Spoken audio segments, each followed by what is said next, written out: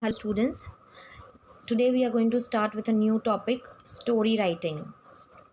Story writing is one of the oldest forms of literature, as we all know. As when were kids, we used to always hear stories, right?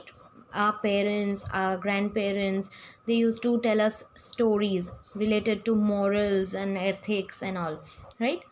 So, as children, you would love to hear stories, but today you all have to write a good story.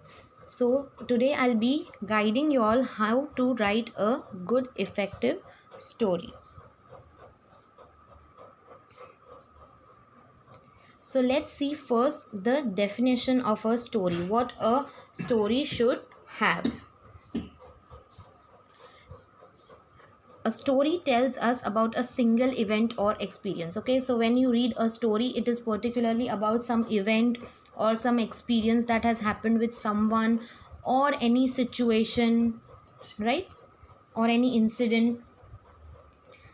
It can be fictional. Fictional means which is untrue, means which doesn't really exist, and imaginary.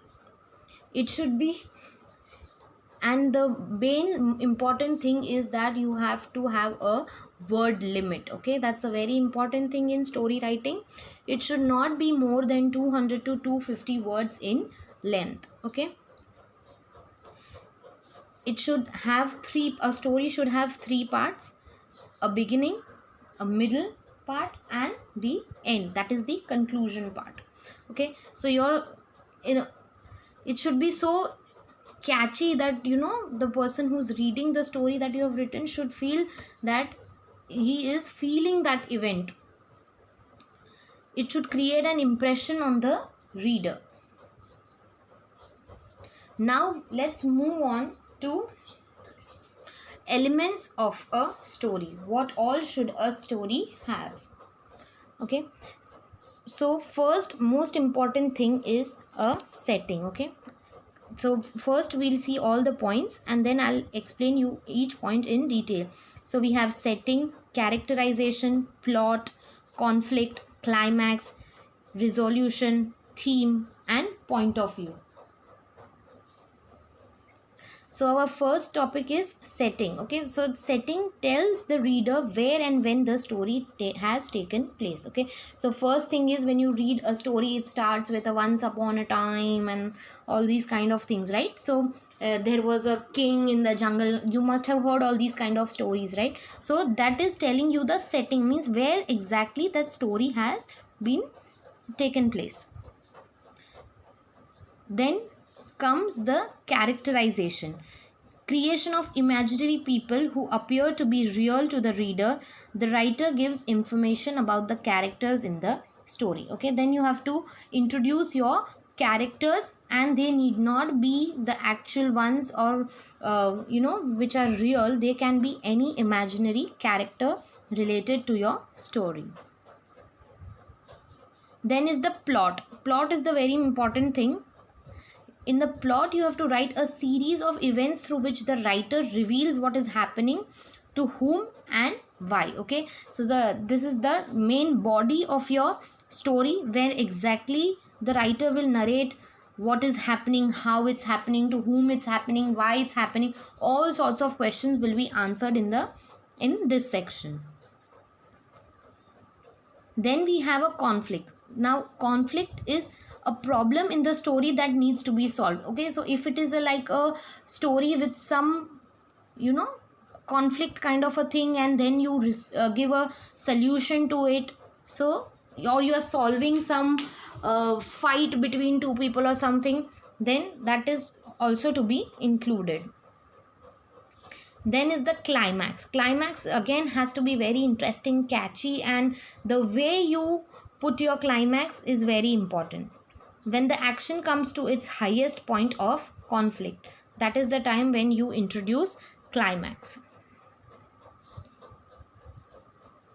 Then is the resolution, the story's action after the climax until the end of the story, the conclusion of the story. Okay, so the resolution means the concluding part of the story. And the theme, the story's main ideas, the message. Your theme means the message that the story is giving.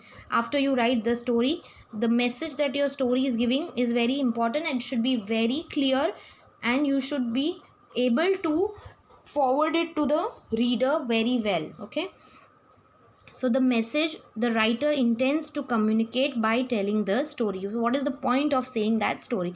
You can say, if you are writing a moral story also, it should be with a moral.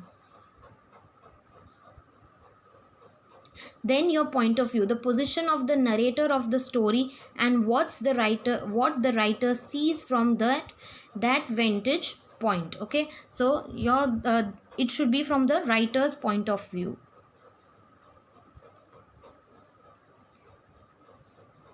Okay, so make sure you are very particular with it.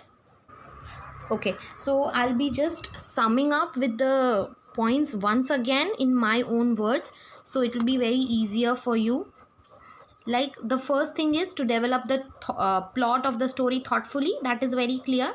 Then to keep the introduction brief, don't stretch the introduction part too much, don't fill up pages with that. Okay, keep it very brief and to the point. And throughout the story you have to be to the point, don't go round and write whichever things which are not necessary. Okay, then be focused on the basic idea, on what basis you're writing that story. You need to be very focused on the basic idea of your story. If possible, you can introduce dialogues and conversations in between the story, like if there are two people, then who's narrating this and who's saying this, all that you can include. Then most important part, if you are if your teacher or your examiner has given you the outline of the story, then stick to those outlines, don't write on your own.